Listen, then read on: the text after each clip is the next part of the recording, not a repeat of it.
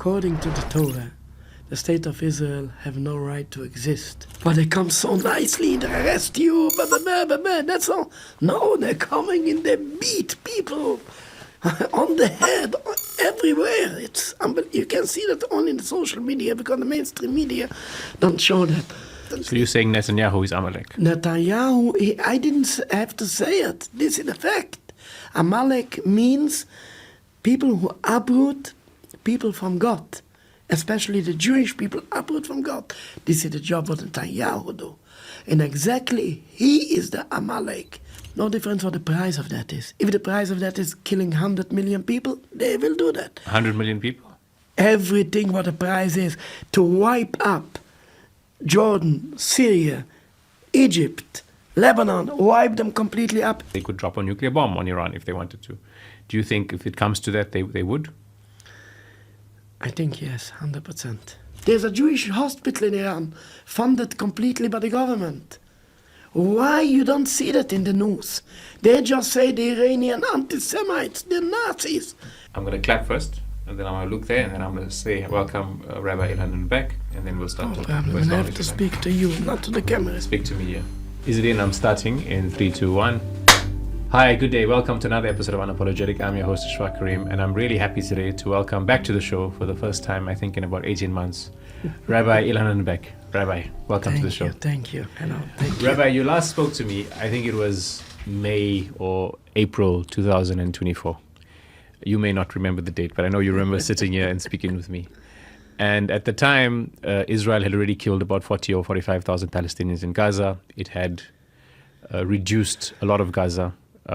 But since then, Israel has probably destroyed a lot more in Gaza. The official death toll now is 75,000. The truth is, it's probably much higher because there's many people under the rubble. There's many people unaccounted for. 90% of the buildings in Gaza are destroyed. Israel are also, through settlers and with the backing of the state, committing a pogrom in the West Bank. There's no other word for it. It's a pogrom on a daily basis. Palestinian kids are smacked by settlers or beaten up by settlers or worse. Homes are confiscated. Increasing settlement, confiscated lands are being, Palestinian lands have been confiscated for increased settler activity. At the same time, now with the war on Iran happening, the US-Israeli-led war on Iran, vast swathes of southern Lebanon have been evacuated. Israel are bombing southern Lebanon with more ferocious intensity than they have even at the height of the war earlier. And of course, they're bombing Iran, which is a very big deal and has the potential, it's already drawn in many other nations, it has the potential to become a regional war. And again, like in Gaza, when Netanyahu invoked Amalek, again, when he spoke about Iran, he invoked Amalek. Now, I know that you are a rabbi, and I know that you are very angry with Israel's actions and Netanyahu's actions. Just to start off with, what's your response to what everything I've just said? You asked very many things in one question. I will start to begin with one, and then we will come maybe one after one. Firstly, we have to understand that according to the Torah, the state of Israel have no right to exist. Not only they have no right to go to wage wars on other countries like Gaza, Iran and Lebanon and so on. So as you can understand, in today's day, Jewish people have no right to rule the land, even not 1 inch of any land. And of course, even not in the Holy Land. The Holy Land in today's day, according to the Torah, it belongs to the Palestinian in full. Not a two-state, and not all of this. From the river to the sea should go back to the Palestinians in full. Could be the Jewish people can live there under a Palestinian government, like Jewish people living today in Iran. Even under the war, they have no problem with Jews. They have a problem with occupiers. They have a problem with the genocide. They have no problem with Jews. The same thing, we can live as peaceful citizens, even in Palestine. But the whole land, the government should go back to the Palestinians in full, and all the Palestinian refugees should come back, and they should get back their homes in the villages like it was before. This is according to the Torah. And this is even the Zionists took the land freely, without any wars, with a free land. Especially when they're doing that on the head of Palestinian people by killing them and exiling them from the land. And this doubles and triples the crimes much, much more. In the Torah it's written in the Ten Commandments, don't kill, don't steal. This is exactly what the Zion is doing. So, of course, in today's day, according to the Torah, the whole land should go back to the Palestinians in full. Even in Israel, you have hundreds of thousands of anti-Zionist Jews, strong anti-Zionist Jews. They don't serve in the army. Today, as we speak, yes, you have 55,000 of Ayot, but they refuse to go to the army. Our rabbis told them better go to prison and not in this murderous army. Yes, 55,000. But if the police catch them, they put them in jail. And you can see that on the social media, in big protests, in Israel himself, in like the Zionists beating them, not like the English police. But they come so nicely and they arrest you, that's all. No, they're coming and they beat people on the head, everywhere. It's you can see that only in the social media because the mainstream media don't show that. There are many people that didn't take any benefits of the country of Israel, like here it's called universal credit or so on. They didn't take. I have my cousin. He's called Rabbi Kraus. He lives in Israel and they have a big family, grandchildren, grandchildren. He didn't say for the country. He didn't want the it's called the Bituach Leumi. I think it's like a universal credit. He get every month a check. He make a big party, all the children, the grandchildren. He take the check, tear it in two, to show these are enemies. I don't want the money. Every month they do that. Every month. There are many people, but they refuse to go to the army and they don't take any benefits and they don't participate in votes. But this is in Israel. There are hundreds of thousands. But outside Israel, people look like me. Most of them are against the state of Israel. Just coming back, because you said a few interesting things there. Tell us and tell the audience, just what is the story of Amalek? Amalek is not really a person. It is a person, but what means it's not really a person? Amalek is a concept. Amalek describes the people who uproot people away from God. At that time, for 3,500 years ago, when Jewish people got out from, when God took us out from Egypt, then the whole world has saw in believing God, and saw the big power of God. And everybody was afraid, and there was, there is a God in the world, He runs the world. Then, at that time, it comes some nation, it calls Amalek, and shown for the world, no, we don't have to fear God, we can do whatever we want. Since then, Amalek is the symbol of people who uproot people from God. In today's day, we cannot point any specific nation to say, this is Amalek, or this is Amalek, or this is Amalek. Amalek today is a concept of the people who uproot people away from God. Now, you don't have to come now to my answer. You have the answer yourself. Who uprooting people away from God in today's day? Not the Palestinians, not Iran. Iran is a God-fearing people. They're serving God. Who uprooting God? The right people who are uprooting God is Netanyahu and the whole Zionists. They uproot. Today are 18 million Jews. 16 of them, they're secular. They don't believe in God. Whose job is that? This is the job of the Zionists in the last 140 years since they started the movement of Zionism. They uproot people from God constantly. So you're saying Netanyahu is Amalek? Netanyahu, I didn't have to say it. This is the fact. Amalek means people who uproot people from God. especially the Jewish people, uproot from God. This is the job what Netanyahu do. And exactly he is the Amalek. But I didn't have to say it. This is just the fact. I bring out the fact on the table. But I say that with the full mouth. And I have no problem to say that. He is the right Amalek. Who gives him the right to say who is Amalek, who's not? Of course, everybody who is his enemy will say he is Amalek. I can say for you, I can say for everybody. I mean, you have to understand what it means, Amalek. Now, I will come to another point. For 100 years ago, one of our greatest rabbis at that time, before the State of Israel, but after the Zionist movement begins, yes, 40 years after the Zionist movement begins, one of our greatest rabbis' name was the Chofetz Chaim. The books of the Chofetz Chaim you have in every single synagogue throughout the world. You will not find even one synagogue without his books. He was very famous, one of the biggest rabbis. He said that very clearly, that the Zionists are Amalek in today's day. And he said this when? 100 years ago. 100 years ago. Before the creation still of the state.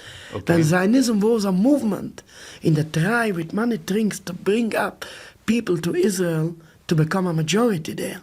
And they're working very hard to bring up people from Russia, from Poland, from Hungary, from Ukraine, from all these countries to become a majority at that time, for 100 years ago, to become a majority in the Holy Land. He said that at that time, that they are the Amalek. Again, his name was the Chofetz Chaim. And the reference of that is in the book of Ikvesa de Mashiach, it calls. One of her greatest followers, his name was, like my name, Rabbi Elhanan Wasserman. Also, then he was died in the Holocaust, unfortunately. I mean, he was killed in the Holocaust, Rabbi Wasserman. And he wrote it in his book, Ikvesa de Mashiach. The words of his rabbi, the Chofetz Chaim, said that the Zionists are the real Amaleks in today. So, firstly, who is Netanyahu to say who is Amalek? I mean, everybody can say. Who gives them the right to say him? And secondly, if we understand what Amalek means, then we understand ourselves who is Amalek. Okay. That's all. You've been talking a bit about this, and another thing that's also invoked a lot by Netanyahu and other people, especially Smotrich and Ben Gvir, is the idea of Greater Israel. Now, many people who see Israel, creating chaos in the region now with the Iran war, attacking Syria, attacking Lebanon, believe there's a project of Greater Israel. What's your thoughts on the project of Greater Israel? Give a look. Really, I'm not an expert in politics. I'm an expert in our religion. And you're asking me now a political question. I can tell you just what I think, as I have to study the ideas of Zionism as know your enemy, how to fight against them. So I have to study the book of Herzl, Ted Herzl, and what was his achievements and what they want. So I can just tell you from this side, but however, what's going on in the political world, really, I can say that I don't know. It could be that I haven't got the right view on that. However, as I understand that the achievement of the goal of Zionists are to get a safe Israel. Of course, they want the biggest borders from the river to the sea. Yes, they didn't want, they want all the Muslims out of that, all the Palestinians out completely. The whole West Bank they want to take, the whole Gaza, everything they want to take, the whole Israel with the Golden Heights, with everything they want. In that they want to be 100% safe. No difference what the price of that is. If the price of that is killing 100 million people, they will do that. 100 million people? Everything what the price is to wipe up Jordan, Syria, Egypt, Lebanon, wipe them completely up. If they need that for their security, they will do that. They have no problem with that. They haven't got even normal human feelings. They see only themselves. Selfish for themselves, what they want. And this is what they want. But I don't. Is the idea, sorry to interrupt, is the idea to conquer all these lands, or do you think the idea is just to create so much chaos in those lands so that they can control as much of Israel and maybe beyond Israel as they like? It's not only chaos. What they like could be they want 500 miles around Israel to be empty, something like that, to make sure that nobody can hit them. They want to make weak all the countries around them. But I don't think they want to become leaders on the whole world. They want their own country, but a safe country. And there is no price what is too big for them. So when you say there's no price, like right now there's a war going on and Iran is being bombed a lot, and Iran is a strong nation, I mean, in terms of their army, etc.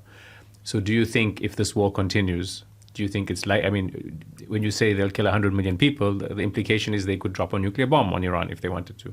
Do you think if it comes to that, they would? I think yes, 100%. 100%? Yes. They wouldn't think twice? If they will feel they will have to do that, in my eyes, yes. And in terms of, I mean, another thing that's happening They're not right now human with beings. the war. I mean, what's happening also in the war is Iran is retaliating by hitting American bases and hitting strategic assets in the Gulf countries, in Qatar and the UAE and Saudi Arabia and Oman and Bahrain, etc. I mean, so what you're saying is there's no care for the Zionists, that if these countries get hit, if their economies get depleted, if anything, they'd probably be quite happy with the fact that these countries are now fighting with each other. They don't think even about other people. It's not like England, but our government, I didn't come to say if it's right or not right, I'm not in the political world, yes? But they are caring for other people. If he go out to a war with France, he will care about the civilians. They don't care nothing. They don't think nothing. They don't think that. They think only about themselves. And no price is too high for them. No price is too high for them. It's not like America. It's not like the UK. It's not like all the. Are you saying this because of what you've seen them do in Gaza and what they're doing in Lebanon, or would you have said this 10 years ago as well? I would say that also in 10 years ago. This is really what our rabbi said, that Jewish people, if they're gone away from God, they are worse more than animals. Your rabbi said this? Yes, this is in the Talmud, very clearly. Okay. Very clearly. So this is a famous rabbi? This is the Talmud saying. Oh, the Talmud says it itself? Everybody accepting that. Jewish people, if they are close to God, they are holy people. They are chosen people. They're serving God, and they are holy people. But if they got away from God, they are worse than animals. And that you can see that with your eyes. You told me about the war in Gaza. The war in Gaza was the first war. Yes, it's already 77 years full of wars. And we see that every time. Yes, I myself, I born in Jerusalem. Yes, my mother told me what she saw in 1948. I didn't want to say that. I cannot say that. But she saw how their behavior was against the Palestinians. Crazy. And what's happened in Sabra Shatila, you know, all this thing what they're doing already for centuries. Not centuries, I mean for 77 years. And before years. That, a few years before that also in Palestine. But yes, what they're doing. But my mother remembers that. She saw that with her own eyes. My father told me what he saw at that times. My father passed away already, but he was 1948, he was about 20 years old, and he saw everything. He told me everything what he saw with his own eyes. The Zionist is not like the Western countries where they're thinking about civilians. No, they don't think about nobody. They are selfish completely. They're thinking only about themselves. How does that work? I mean, the thing is, how is it that, I mean, what you're saying is that the Zionists, and we've seen, for example, we see when they bomb Gaza, they have these parties where they go and they see the bombing. We see now when they are bombing Iran and they're bombing Lebanon, you see people, if you see Israeli media and you see Israeli YouTubers, you see a lot of celebrity language. You know, they're celebrating the fact that people are dying and being bombed. But But you're saying that this is a thing which is, like, if the Zionist is a lot more deadly in terms of their intention, you're saying this, then, like, Western imperialists or, other imperialists, because there's lots of imperialism in the world. Why? Like, how does that work? Look, a Jewish person, God has created the Jewish people to be connected to Him, to be believers in Him. And if they leave it away, they lost the faith in God, they lost the humanity.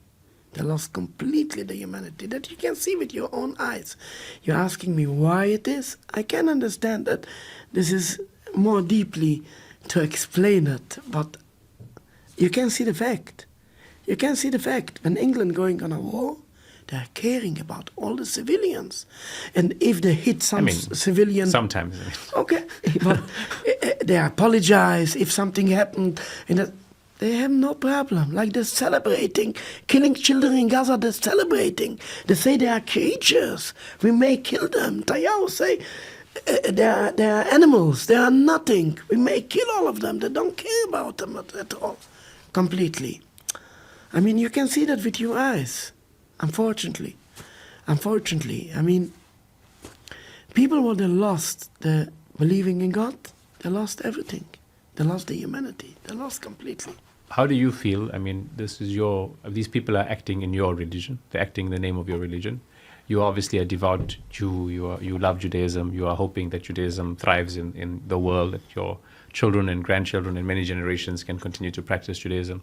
When you see so many people who say they are Jews behave in this way, how do you feel? What are your concerns about the future? Give a look. Again, I'm coming from my religious point of view. We believe that the bad side will have the end. This is, again, not my words. It's written in the Torah, and the reference of that is in Numbers 14, verse 41. It really was about a similar situation when God took out the Jewish people from Egypt. And then He commanded them to stay in the forest for 40 years. I don't know if you learn sometimes the Torah, but there was people that didn't agree. They say, no, we want to go up the Holy Land, even by force. And Prophet Moses told them, no, stay in the desert for 40 years. God commanded you to stay. Took out from Egypt and commanded you to stay in the desert 40 years. Only after that you can go to the Holy Land. But these people didn't agree. And they gone up. Then Prophet Moses told them, why do you rebel against God? You will not succeed. And then that's what happened. They tried to go up and there was all of them killed. Yes, a rebellion against God cannot be succeed. As long as the state of Israel is a rebellion against the Almighty, you command us to stay in exile and not to rebel against Him. And what the Zion is doing, a rebellion against God, they will not succeed. Again, you look today, political eyes, they are strong. They are very strong. And all the strong countries support them. And with political view, you see that they will succeed for the next 1,000 years. But again, I'm coming from the religious point of view. In the religious point of view, I'm 100% that they will come to an end. And this is not my words. First, it is the words of the Torah. And then again, many rabbis of our great sages told that already before the creation of the State of Israel. Like I mentioned before, the Chofetz Chaim. He said it also that even they will agree to create a state, this is only till a certain amount of time. It will come the end. I'm sure on that 100% that the end will come. We hope and pray for a peaceful end. Nobody looks for bloodshed. However, the day will come to an end 100%. Now, of course, when I see the uprooting so many people away from God, 16 million out of 18 are non-believers today, by the influence of Zionists, of course, this makes very bad feelings. And when you don't believe in the Jewish principles, it makes feeling lost. Okay, we are finished. Another generation, 2, 3 generations, we are finished. Okay. But we know that this will not be the case. They will come to an end, and we will succeed at the end. Okay, so you say you call like the majority of, I mean guessing not world Jewry, but 16 million out of 18 million non-believers, and the reason you say that is because they don't, according to you, believe in those 13 principles of Judaism. But I mean, they would see themselves as Jews, though, right? Yeah, they but can. you wouldn't see them as Jews. No, I'm just clarifying. Yeah, the same like a secular Muslim will see themselves as a Muslim. Okay, I understand that point. So, I mean, we've discussed Amalek, and we've discussed the Promised Land in a way when we discuss Zionism and Judaism. Can you tell me more about some of the other sort of theological arguments that people inside of Israel, I mean, in your view, would be wrongly used? Like, for example, building the temple again. There's discussions about, for a while now, there's been a few movements within Israel that are trying to desecrate or destroy the Al-Aqsa Mosque because they want to build a temple. The other issue, there's another thing about the red cow. There's the idea of the Messiah that you spoke about. Tell me, from your perspective, what's their wrong interpretation of it, and what should be the correct interpretation of these things? I will split it in a few. Yes. Because I didn't want to make a long thing. Firstly, we will speak about the Messiah, because this is serious. The other one is just fantasizes. It's not reality. I will come back to that. But Messiah, this is a reality. We Jewish people, we believe in a Messiah. We believe that Messiah will come. But don't make a mistake. The Messiah will not be another Netanyahu. He will not kill innocent men, women, children just to grab a land. The purpose of Messiah will be to bring back all the people of the world to serve the same God. In the time of Messiah, there will be unity from the whole world. Messiah will not come with physical power at all. In our scriptures, Messiah described uni v'roiche v'lachamor. That means a poor man coming on a white donkey. If we don't know what it means, today is no donkeys. Like many prophecies, we will not only understand that when it will become a reality. However, Messiah is not described as a strong person. I come, I'm the king, I will kill everybody, my slave, blah, blah, blah, blah. No. A poor man coming on a white donkey, that's all. Messiah will not come with physical power, he will come with spiritual power. In the heart of all the people.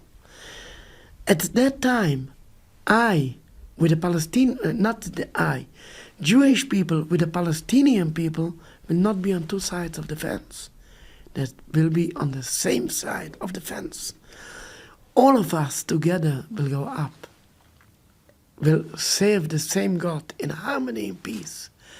And the Holy Land, this is a holy place. It is a holy place all over the years. And the Holy Land will be the main place where people will come and to serve there closer to God. Even people will live in the whole world, but they will come up there to serve God, to be closer to God in the Holy Land.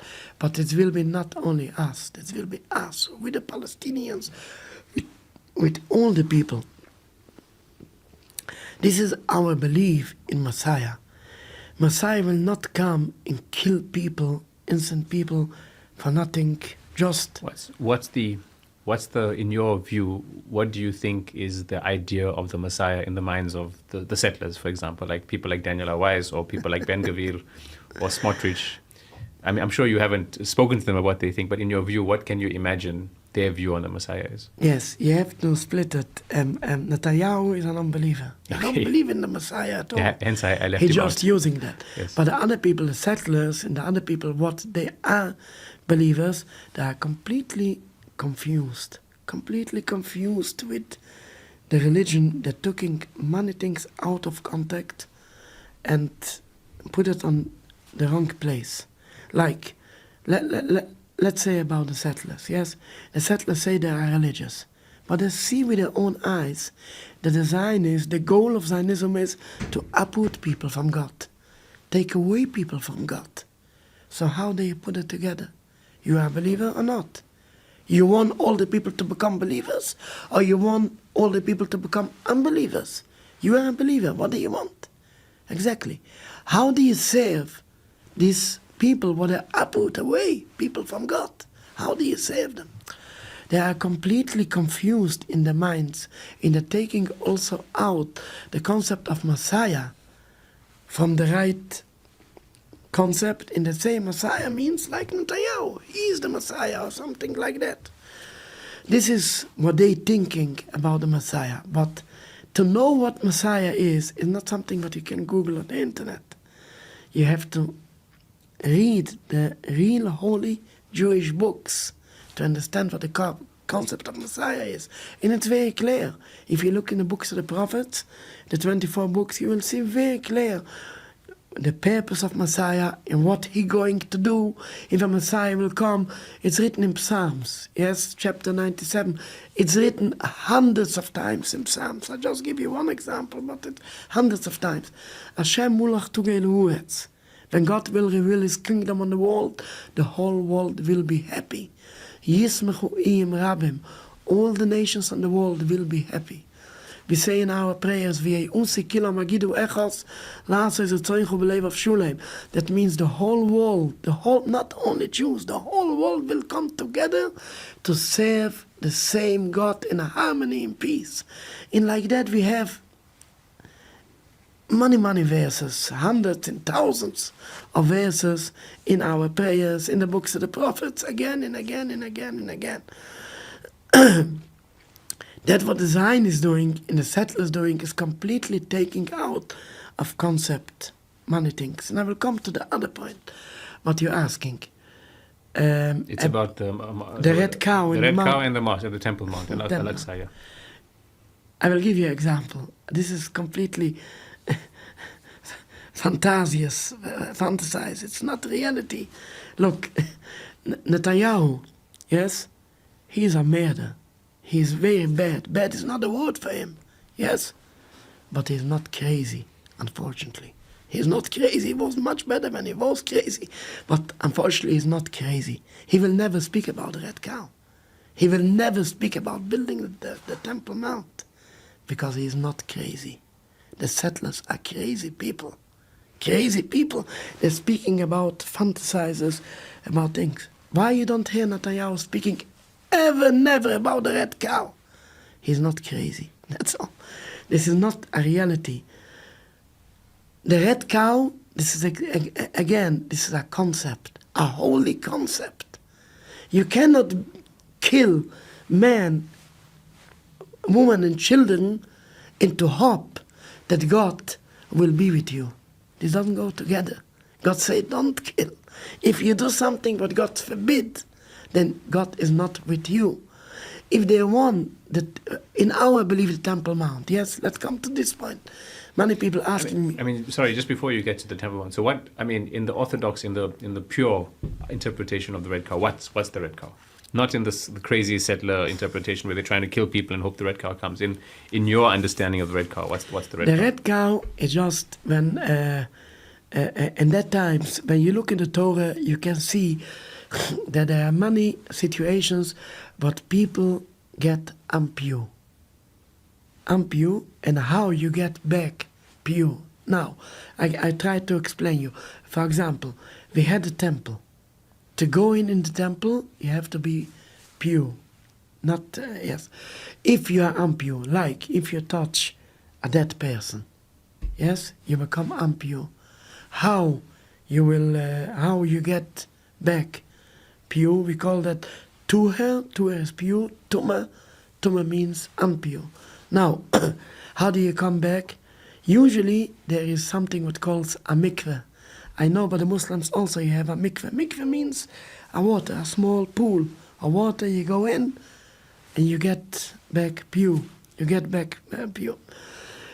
But there are some impure things that you need about the red cow. The red cow means that you have to take a cow that is completely red, but today you don't see them.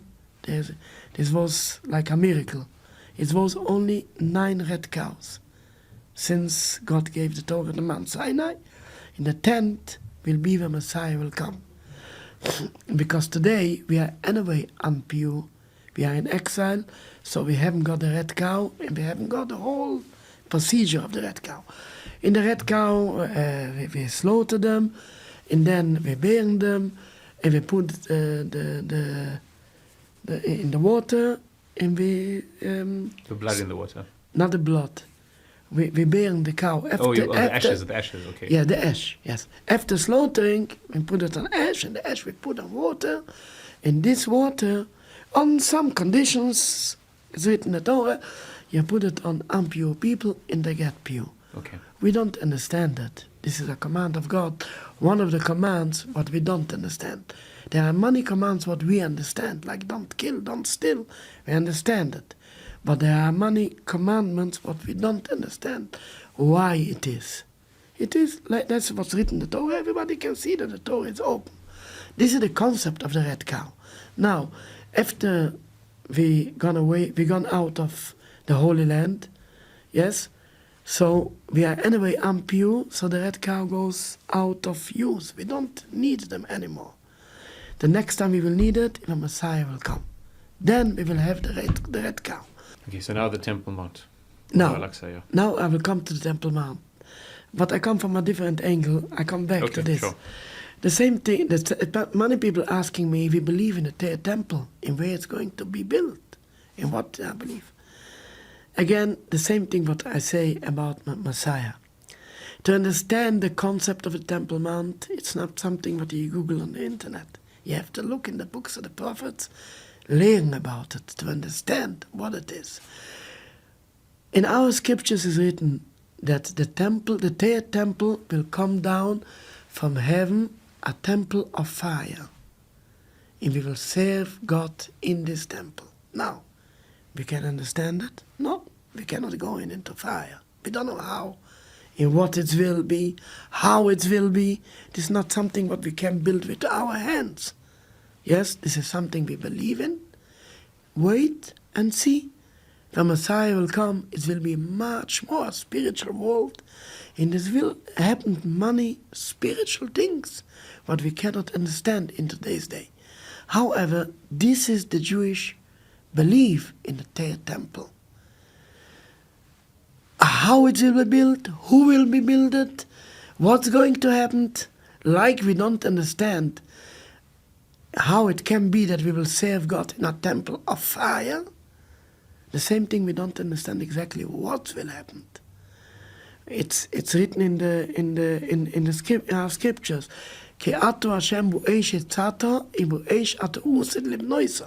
God will build the temple with fire. We don't understand what it is. Let's wait and let's see, and that's all. But one thing what we know 100%, that at that time there will be peace on the whole world. I will have to touch another point here, very important point.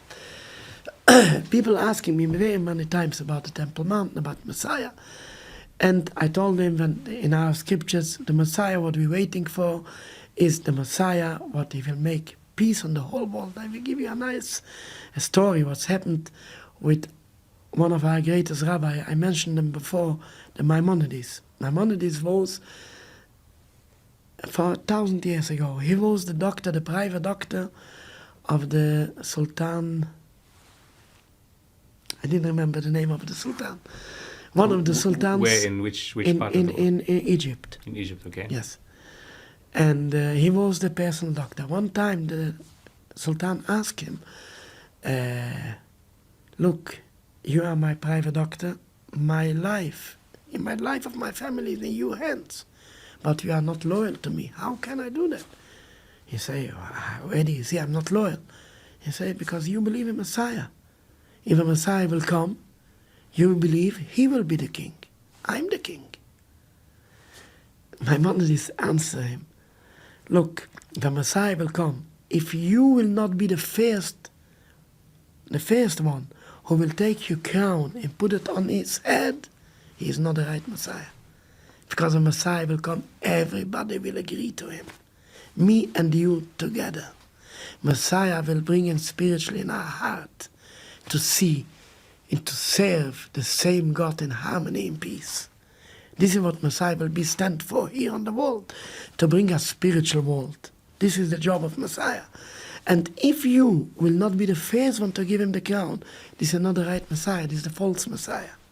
The same thing is what the Zionists mention Messiah, something like that. I want first see by the Messiah what they want to say. Netanyahu, the Messiah, I want to see that everybody agrees with him. Not unfortunately, thanks to God, that 90% of the world are not agreeing with him. So he's not a Messiah at all. However, I mean, but do you think some people see him as a Messiah in like some Zionists? The settlers see him as a Messiah? Crazy people. As an actual Messiah or just as a hero or champion? Or do they actually call him the Messiah? They give names, Cmaalek for who they want. They give name of Messiah for who they want. Messiah, the job of Messiah is to bring people close to God. This is the job of Messiah, the whole job. What he will do on this world is to bring people together to serve God. What is the job of Netanyahu? To take away people from God, to kill people, to make hatred between people, not to unite people. Exactly the opposite what Messiah is doing. But these people are crazy. The settlers are crazy. And they're giving names. Everybody can give names. And then if you have the power for that, okay, you have the power, but it doesn't make wrong for right, because you have the power to that. So I come back to this point, what people asking, okay, I understand everything what you say about Messiah, about the Temple Mount, fine. However, you believe when Messiah will come, then the whole world will serve God. In which way? The Jews believe in the Jewish way. The Muslims believe also in a Messiah. They believe there will be the Muslim way. The Christian believe it will be the Christian way. So again, you have something why to argue and to kill each other. My answer to that is the religion. This is very, very important to understand. The religion was never the problem. The problem is forcing up other people, occupying other people, forcing up to think, to do what you want. This is the problem. But the religion itself has no problem. I give you an example. You are a Muslim. Can you sit down in a coffee shop by a cup of tea with a Christian friend? Me and you are sitting here having a good time. Yeah. By a cup of tea, sharing the belief. You explain him, you believe in Messiah, he explain what he believe. You don't hate each other, you're good friends. Let's wait and see, that's all. There's not, the religion itself, it's not a reason why to hate each other. The problem starts only by the occupation, by force other people, and even forcing other people of the religion, yes? Like it was the Spanish Inquisition, yes? The forcing up the religion of other people, this creates hatred, this creates killing, this creates all the problems, but not the religion himself. The Christian religion, the Muslim religion, the Jewish religion, they can live together in peace. They have no problem as best friends. Like the Sultan in Egypt, his doctor, his private doctor, was a Jewish rabbi. And not a Jewish rabbi, one of the famous Jewish rabbis, Maimonides, was his private doctor.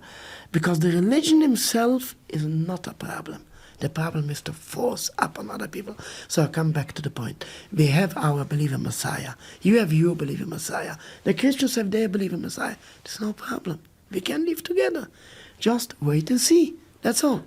I believe, you believe, that when Messiah will come, everybody will recognize what is the right on the world. Okay, let's wait and see. When God will come down, everybody will see God, everybody will recognize Him, and everybody, of course, will follow Him. Okay. You obviously, you've been attending most of the demonstrations against the bombing of Gaza and the genocide of Gaza, and now the bombing of Iran for the last 2.5 years, or just about two. It's not yet 2.5 years, but it's more than 2 years.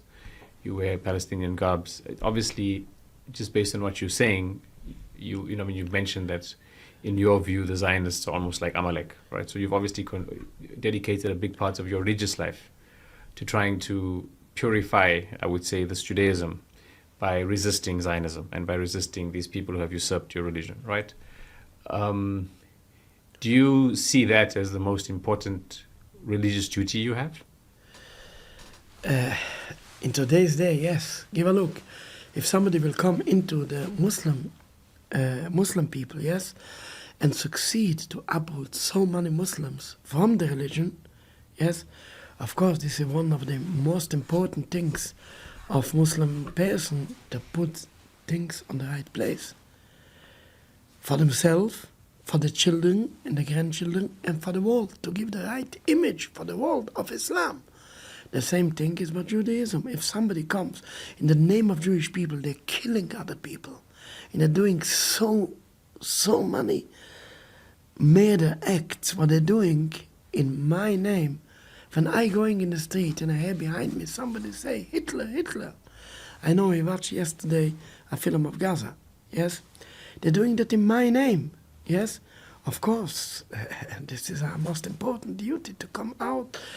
And this is important for us, ourselves, for our children, for next generation, and for the world, to show what is real Judaism.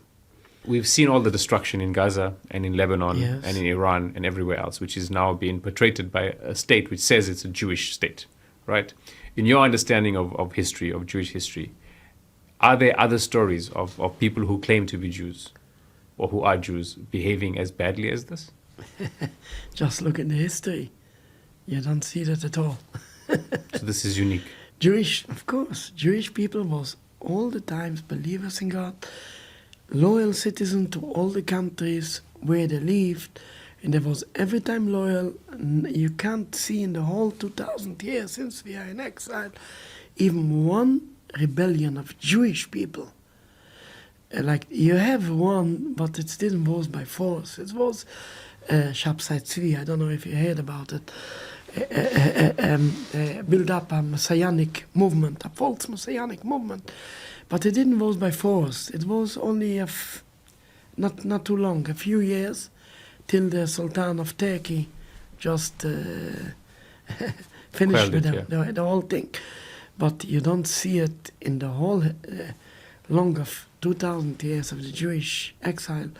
As we are exile history, you don't see even nothing close to God, to them. All the time Jews live as peaceful citizens in all the countries. Because Jews were believers in God, and they believe that God sent us in exile. We are not try even to go out by force. We are in the hands of God. God put us in the corner, we stay in the corner. We are not try to come out of the corner by force. So, I mean, there's many people listening to this conversation. And obviously you are speaking as a Jewish person, as a rabbi. But there's people who listen to this and say, we are, based on what we're saying, we are probably, making Israelis or people who say they are Jewish but support Israel, we're making it unsafe. And they'll probably accuse you of being a self-hating Jew. They'll accuse me of being an anti-Semite. They're accusing many people now of being anti-Semites based on this. Anyone who now is pro-peace and wants to ensure that children in Gaza aren't being killed, they're calling them anti-Semites. What's your response to that? Give a look. It didn't come in even any anti-Semitic.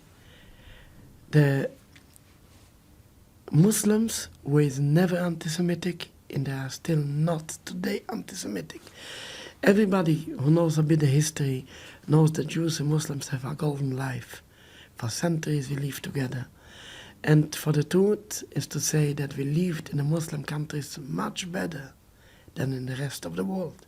And this is open history. Everybody can see that. I mean, I agree with you, but there's been some instances where some Muslims are anti-Semitic. I mean, but on the whole, I agree with you.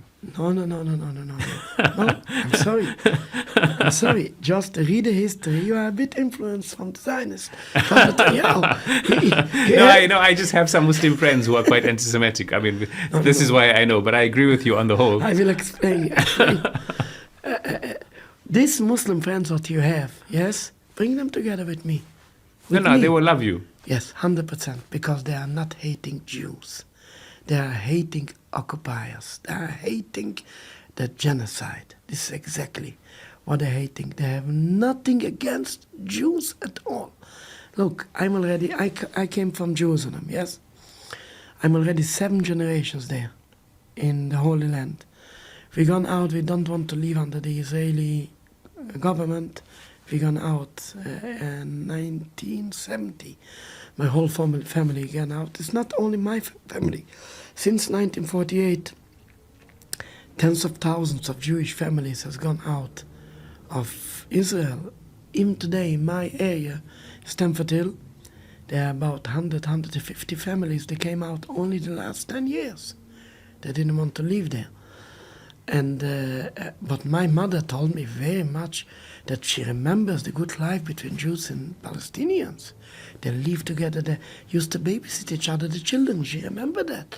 Palestinian neighbors brings over the children to her parents to watch of them when they're going to any occasion. And the same thing, the Jewish parents bring the children to the Palestinian neighbors to babysit them. And also we used to dance by the weddings each other. I myself, I know many Palestinian songs. Just we're singing that what we heard by the Palestinian weddings. We have a golden life each other together. And look, I give you an example, even today's day. Yes, I live in Stamford Hill. They're living tens of thousands of Jewish people. They're living many thousands of Muslims. I don't know how many. In their synagogues, side by side with mosques. We're helping each other. When the Jewish synagogues wants to build out extension, making bigger, the Muslim counselors helping them.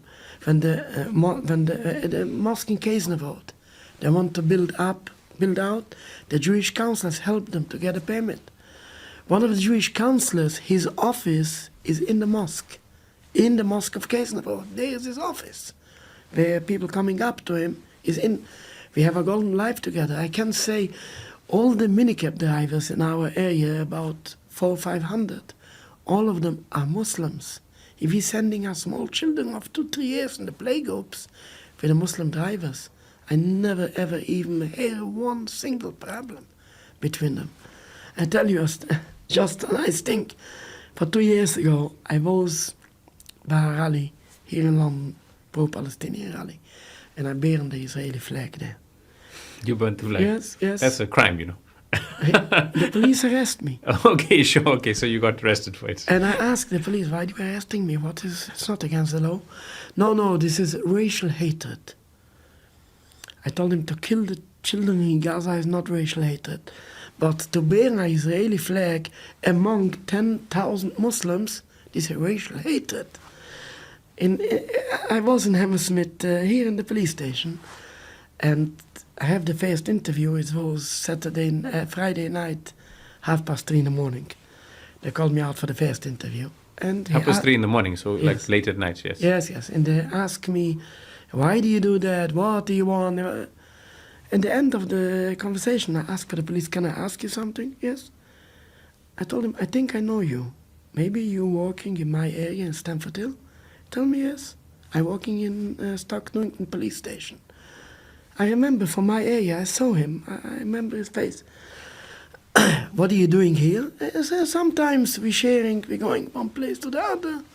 So I'm working now here, but usually I'm working in Stoke Newington. I told him, can I ask you some question? Yes.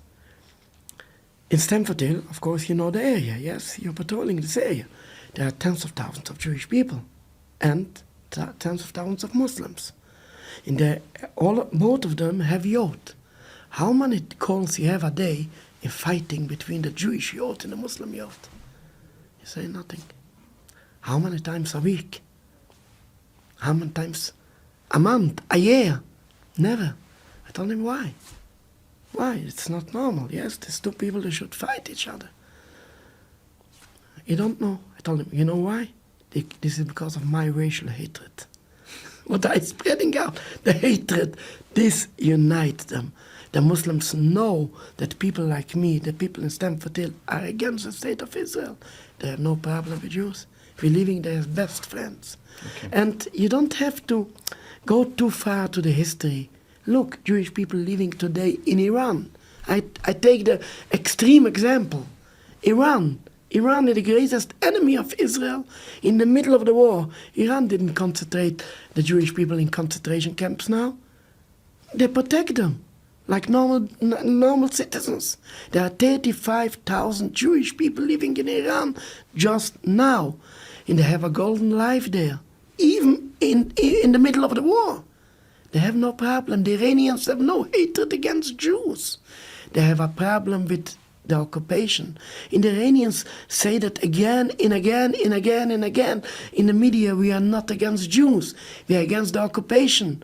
But the mainstream media are under Zionist influence, and they want to brush everybody with anti-Semitism, and then they can say, oh, this is Nazis, this is anti-Semitic.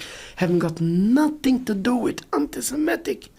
Why the media didn't bring out this point that Jewish people living in Iran now, under the missiles, they're living free. They have today their schools, their high schools, all the institutes. There's a Jewish hospital in Iran, funded completely by the government. Why you don't see that in the news? They just say the Iranian anti-Semites, the Nazis. Why people are so blade? Why they don't think? Just open the eyes. And not only Iran, all the Muslim countries are full of Jews. In Morocco, in Tunisia, Algeria, Turkey, everywhere is full of Jews. And Jewish people living there peacefully. They have no problem there. Why people ignoring that? This all proves and shows that this haven't got nothing to do with anti-Semitism. You say you have friends anti-Semitic, I can promise you, bring them on my table. You will see them, they will love me. They have no problem with a Jew. They have a problem with the occupation. They have a problem with the genocide. They want to see Palestine back to the Palestinians. I also want to see that. I'm waiting for this day. And this day I will be proud to go back to Palestine. I was here with a Palestinian ambassador. I told him, I'm a Palestinian Jew. I want a Palestinian passport. He told me, unfortunately, at the moment we are not issuing passports, but when we will, one of the first passports will be for you. I want to demonstrate for the world that it's an honor for us to give a passport for a Jewish rabbi to show having got nothing to do with anti-Semitism. We are not against Jews. Jews will be welcome in Palestine. When Jews will be welcome in Palestine, when there will be a Palestinian country, as long they haven't got any goals to take over the country. They want to live as loyal citizens. And I will tell you a nice story. This was for 30 months ago. This was 3 months after the October 7th. 3 months before or after? After. Okay, in so January. it's not 30 months ago. It's about 2 years ago, 24 months ago. No, on January. It was on January. On January, 3 months. We were invited to Turkey to a big conference there for Palestine. And we come there. In the middle of the conference, appears there Ismail Haniyeh. You know who is that? Yeah. I'm not allowed here by law to mention this terrorist group. But Ismail Haniyeh, yes, he was the leader of Hamas, the political leader of Hamas. He appears in the conference. He come up and he saw the rabbis. He told them to come up. And they come up. He embraced our rabbis and he say, we have no problem with Jews. I want to demonstrate for the world. Jews like these rabbis will be welcome in our Palestine. We have no problem with Jews. We have a problem with the occupation. We have a problem with the genocide, but not with Jews. Jews like that will be welcome. Okay. We see that in many places. This has nothing to do with anti-Semitism. We're about to conclude, but just a few more questions, right? Many people who support the Israeli state, not just Zionists, I mean, people who are probably even like soft Zionists, but even TV presenters, everyone sort of says the Zionists and Israel has a right to defend itself. Netanyahu uses this rhetoric a lot. There is this idea that because of what happened in the Holocaust, the Jews should have a state of their own so that they can kind of be safe. What's your thoughts on that? Really, you ask two questions, but I will try to answer that firstly. That would say that the Zionists have the right to defend themselves. But who gives them the right to be there in the first place? It's not their land. You cannot rob away someone's house and then to say, I have the right to defend ourselves. Give back the house to the right owner. then you don't have any enemies. You're not in danger. You're in danger because you took away someone's house. Give back the house. Who gives them, for the Zionists, the right to take away the land on first hand from the people who used to live there? They bring up Jewish people from the whole world with money tricks to become a majority, to take over the land.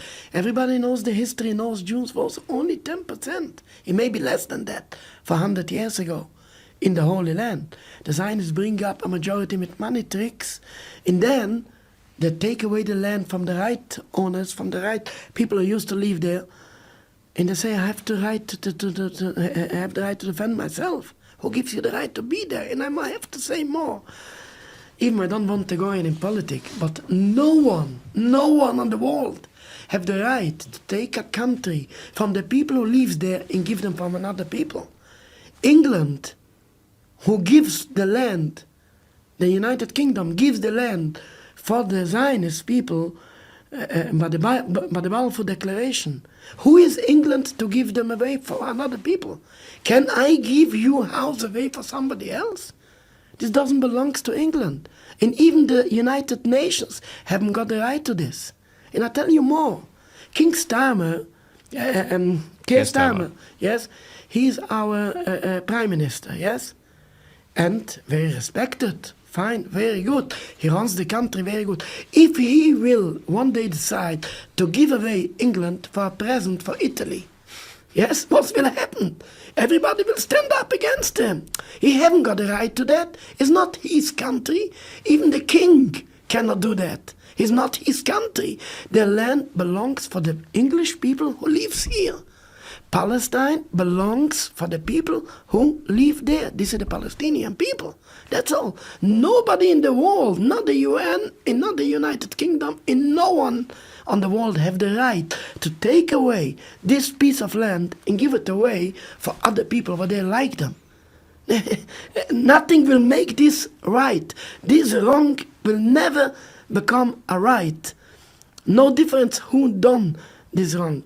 So now you come, Israel say we have the right to defend ourselves, but who gives you the right to take it on first hand? It's not your land. Give back the land for the Palestinians. And now I come back to the other question what you're asking about the Holocaust, that Jews gone through a Holocaust and Jews need a safe country, and the Zionists say we will save you and we will give you a safe country and we will save all the Jews in the whole world from anti-Semitism. I didn't have to answer. I just say, open the eyes. In today's day, where is the most danger place for a Jew? That's not right. For a Palestinian, for a Jew to live. The one place, Israel. We live in the whole world. Nicely, peacefully, we have no problem. I live here in England nearly 40 years. Yes, I never saw a soldier on the street. I never see somebody going with guns. We don't see that in the street. This means a safe country. Israel, every small child grown up with soldiers, with guns, with tanks, with all of this. This is a safe country. Every day, another bomb, another killing, another This is the most unsafe place for a Jew. For a Jew. We live in the Muslim world much safer than in Israel. Jewish people have a golden life in Iran, a golden life in Morocco, a golden life in Turkey. Everywhere, Jews live peacefully. The only danger place for a Jew to live is the state of Israel. Did they bring any safeness for Jews? They only bring hatred, killing, and danger for Jewish people. They say they're saving Jewish people from anti-Semitism. They're only raising anti-Semitism all over the world. Since the Second World War, anti-Semitism goes out of fashion. And everybody who say even one word what looks anti-Semitic, he have to apologize. Who raising anti-Semitism in today's day? As I told you, I going in the street and I hear behind me Hitler. That means he watched yesterday a film of Gaza. They are raising the anti-Semitism all over the world. They bring in Jewish people into danger. Why do you mean it's happened in Golders Green with the ambulances? What's happened there? Why? This is only because of the war in Iran, because of the war in Gaza.